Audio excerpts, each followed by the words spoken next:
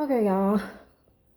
So happy Tuesday. The other day I was watching Netflix and I was binge watching this show called Is It Cake? And so one thing I've noticed, and I've noticed this in a lot of competition shows, that oftentimes people they will join this competition and they're like, yeah, I'm really doing this for my kids. I'm doing this for my husband. I'm doing this for my dead aunt, my dead mother. I'm doing this for X, Y, and Z because I really want to prove to them, I want to show them, I want to help them be proud of me. And so, one thing I was just thinking was like, you know, if it weren't for these people, would you be striving as hard for yourself? And this made me think about like how often people will accept the bare minimum for themselves. They will accept the bare minimum to get by off of life, to accept the basic things for themselves instead of going for their dreams. And so if it wasn't for a family member dying, if it wasn't for them having kids, they probably would not go for their dreams. They probably would not strive as hard to be a success in their God-given talents. And so one thing I often that had me thinking is like, why can't you just do it for yourself? Like if it wasn't for them, you wouldn't go for your dreams. So why wouldn't you be enough? Like why would like I don't have kids. I don't have my dog is now with my sister. So me working on my business, me being a success, like I could get a simple job if I wanted to and be cool. But the thing that makes me go hard, the thing that makes me achieve is not for anybody else, but for myself. I don't have to prove anything to anybody. I already proved it when I worked my way up to the. Oh, hold on.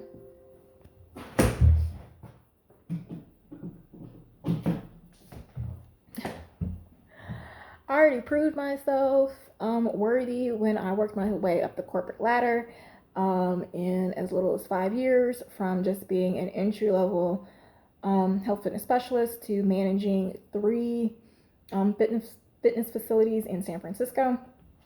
I don't have anything else to prove.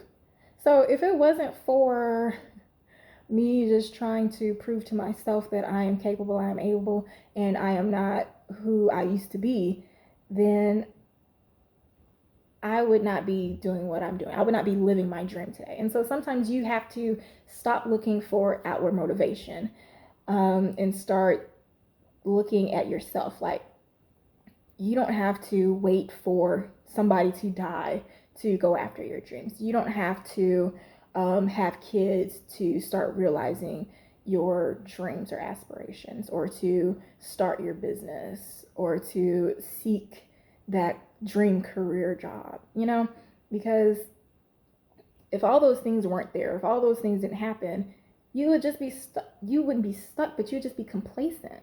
And we have to start looking at ourselves as I am worthy of achieving my goals, not that I have to prove it to somebody.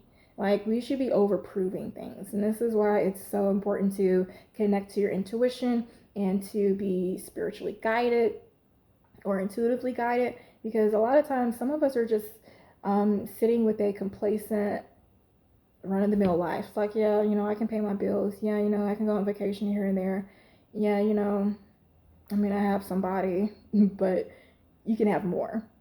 You don't have to just settle for what you have now. You don't have to just wait until you have a kid. You don't have to wait until somebody dies to prove something to somebody. You can literally just say, hey, I'm worthy.